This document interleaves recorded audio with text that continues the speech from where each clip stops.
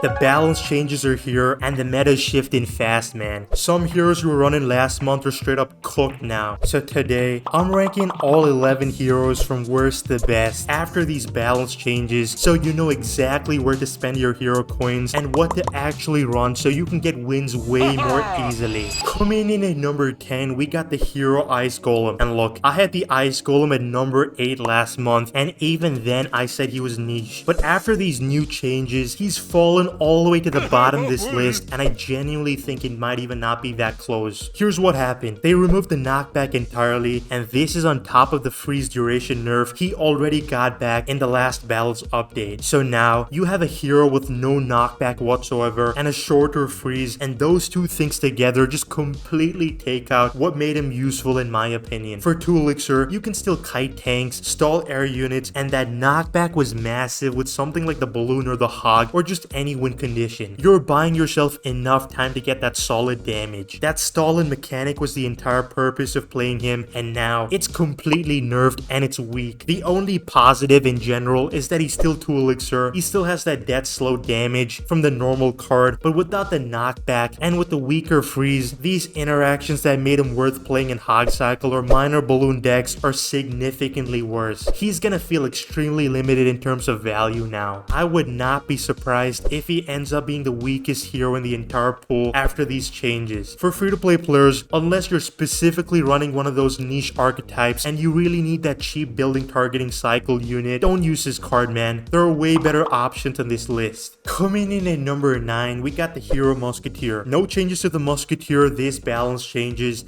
and honestly, it's slightly a problem, but at the same time it's not. Because if you look at this card, it needs a slight buff, but I like it this way because people won't be abusing heroes as much now. Look, she used to be the best hero in the game when she first came out. The back nerfs over the last couple of months, and she's just not recovered, man. The ability costs 3 elixir, which means you're spending 7 elixir in total to get the full value. In a meta where other heroes are doing way more for 4 or 5 elixir max, that cost just gives you negative value at this point. In decks like Hog Cycle, Minor Control, or Royal Hogs, she gives you consistent DPS against air threats and medium health troops, and she pairs up well with cheap tanks and can do well in split lane pushes as well. But the only thing is, you can't be spamming that ability like a brain dead player anymore, and you can't just throw her into any deck and expect that same value like you did 3 months back. The timing and the placements have to be precise, or you're just losing elixir and getting cooked and counterattack because you don't have the elixir, basically. For free-to-play players, if you've already built a deck around her and you're seeing results, then keep going, but I don't think you're gonna see any results. Coming in at number 8, we got the hero Giant. Look, I actually spent some time this week trying to figure out if there was a compelling argument to move the hero Giant for this month, and I simply couldn't find one, man. The numbers are just not there. 3% usage on Royal API. Just think about it, man. 3%. That is the kind of number you see on troll decks, and I'm not even joking, not from a hero that's supposed to be broken. Don't get me wrong, I love that the heroes in general are becoming a lot more balanced and not just straight up pay to win credit cards, man. If you look at the hero ability, it's genuinely fun when it works because it picks up the highest HP enemy on the field and launches it across the arena, which is quite satisfying when you think about it. But here's the problem. It really depends on the matchup and what counters they have for your Giant. Since the meta might shift away from hyper bait because of the ton of nerfs to the bait cards, it might be better than last season where, bro, he was literally punching skeletons and goblins and it did not get value. The best Giant decks currently pair him up with Sparky and the hero P.E.K.K.A. And I'll be honest, the Sparky did the heavy lifting as far as I've seen. At 5 elixir base cost, he's the most expensive hero on the list. I've seen multiple replays where these kind of decks get destroyed brutally in fast-paced matchups. So unless the meta shifts, he's gonna stay at the lower end of the ranking. Coming in at number 7, we got the hero P.E.K.K.A. Royal API has him at around 7% usage and a 49% win rate, and you might think it's good, but it's not. And the reason why is something that you've probably felt if you tried using this card. The breakfast boost is an incredible ability on paper. Speed buff, attack buff, made to shred whatever's in front of him. But the ability does nothing for his biggest problem, which is that he has no way to deal with swarm cards at all. Right now, the top of ladder is bait, and I know it will shift gradually, but the P.E.K.K.A. just stands there just getting kited by like 3 skeletons where your opponent cycles their entire hand and you don't know what to do. But keep this in mind, guys. What he does in Giant or beat down decks is actually quite scary, and I want to be clear about that. An ability used with the P.E.K.K.A. coming off a golem attack attack will take your tower, no problem. But that scenario requires so much setup, and keeping that mini P.E.K.K.A alive and not get distracted and finessed is the biggest issue. If Hyper Bait genuinely slows down, we might see more of the hero mini P.E.K.K.A, but again, this is just for people who really like him. Before we move on to the next tip, make sure to like and hype the video and join the Discord group, which is linked in the description of this video, where we talk about everything. Coming in at number 6, we got the hero mega minion. Okay, so here's what gets interesting, man. The hero mega minion was genuinely looking like a top 3 hero for most of last season. The ability that teleports him to low HP targets and deals burst damage is so key, and there was something nasty about that to go up against, man, because you just got cooked low-key. If you just look at the latest balance change, the first target delay goes from 0 seconds to 1.5 seconds, and I've seen a lot of people online say it's a minor nerf, and it's not a minor nerf. Here's a specific interaction that it breaks. When you play a hero mega minion behind your tower in single elixir time, he used to lock onto whatever your opponent dropped at that moment, which was in range. Now, there's that 1.5 second delay where he hasn't attacked yet, and in that gap, your opponent can set up a counter before he commits, causing it so much time, man. He still has the highest ceiling of any flying hero, and in Lava Hunt or Giant Beatdown, he still cooks in my opinion. But on ladder, in fast cycle matchups, where you have to be playing him to instantly punish cards like the Musketeer or E-Wiz or any of those cards, he just loses that effectiveness just a little bit. He's still a good hero, but he's just not as broken as last season. Coming in at number 5, we got the hero wizard. I personally like the hero wizard for that tornado mechanic. The current ladder meta is filled with hyper bait and other control decks. The wizard is one of those few cards that the pull ability does not care what lane the troops are coming from, as long as you can pull everything to the center with like a building. Once they're clumped up, you can just activate the ability, and suddenly their split lane pressure is just in the exact same spot, just getting wiped by the hero wizard. This is something the other heroes can do, but where he falls short is the raw cost and survivability. At 5 elixir with around 700 HP, he's absolutely spellbait for fireball and any other follow-up chip. Opponents who know what they're doing will fireball the moment he shows up and try to just take him off the board ASAP. This basically means he lives or dies entirely based on whether your deck can keep him alive as long as possible. And as I said, another weakness is the versatility, which I think keeps him from the top spots, as he doesn't fit into a lot of decks. Coming in at number 4, we got the hero magic archer. So let me tell you exactly why the ability cost change from 1 to 2 elixir actually does, because people are either overreacting or underreacting to this nerf, and I want to give my take. Before the balance changes, the ability at 1 elixir meant you were activating it almost every cycle in single elixir time. The decision was basically free, man. You had 1 elixir spare, you just pressed the button, it didn't matter. He just teleported and fired that 3 piercing arrows, and you had the decoy absorbing the spell, and the dodge mechanic was just off the charts, man. At 2 elixir, it now competes, man. If you're holding 6 elixir and your opponent just committed a push, do you spend that 2 elixir ability to dodge their spell and reposition your magic archer, or do you save that 2 elixir and just let the magic archer die and do something more useful? And in single elixir time especially, 2 elixir is very important, and you can't be spamming that mechanic anymore. The ability goes from automatic to situational, and that's a significant shift in how the card plays in my opinion. His 7-tile range means that he can hit the princess tower from outside fireball range if you position correctly. And to be fair, the teleport plus the decoy mechanic still works, it just costs more now with the trigger. But I have no doubt in my mind that the best magic archer players are gonna adapt fast, and he'll still be showing up in the best decks on Royale API. The only change is that he's no longer the obvious number 1 pick that carried players like last season. Coming in at number 3, we got the hero Barb.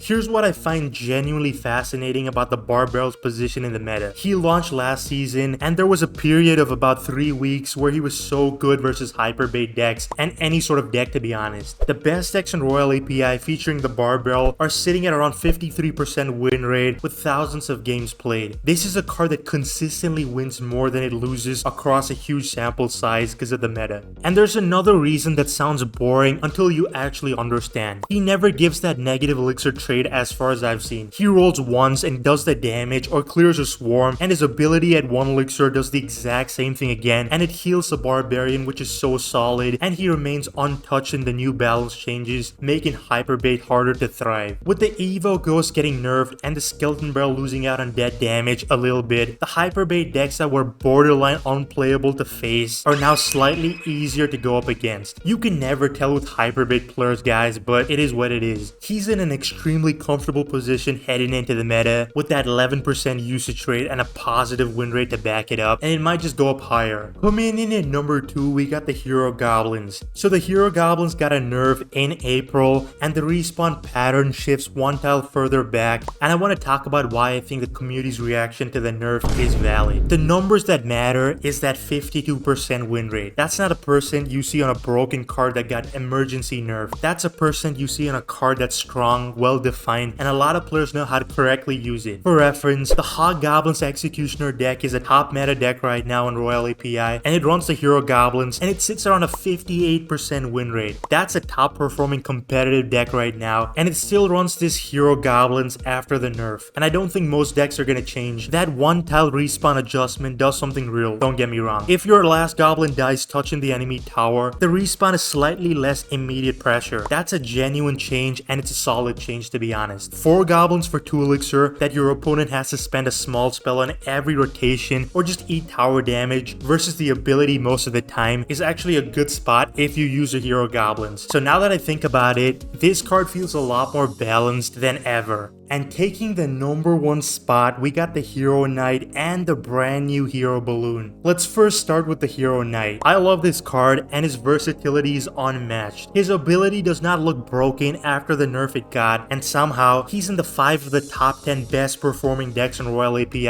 and sits around a 22% usage rate, the highest of any hero in the entire game. At around a 50% win rate on that volume, he's winning more games than any other hero by a massive margin, just because of how many players trust him right now. And the players who are running him are not just casual players only. Expo Siege at top of ladder uses Knight, Goblin Drill Cycle uses Knight, Minor Control uses Knight, and these are top players who understand the game very well, and they pick the Hero Knight, and I think you should as well. This recent nerf to the taunt trigger window from 0.7 seconds down to 0.1 seconds makes him a little less broken than before, but before this, the taunt window was so long, you can play cards, and the cards you played in reaction to the taunt would still get caught by it. You defend, you drop a card half a second late, and it still gets taunted, man. And that's what Clash Royale tried to fix with this change, I believe. Now, we have the Hero Balloon, which is so broken, man. I don't even think I gotta be explaining because the ability is so cracked. The Balloon is already a strong card, and I think Lava Hound is gonna be meta with the brand new Evo Horde as well. If you want to know the best cards to use for the current meta,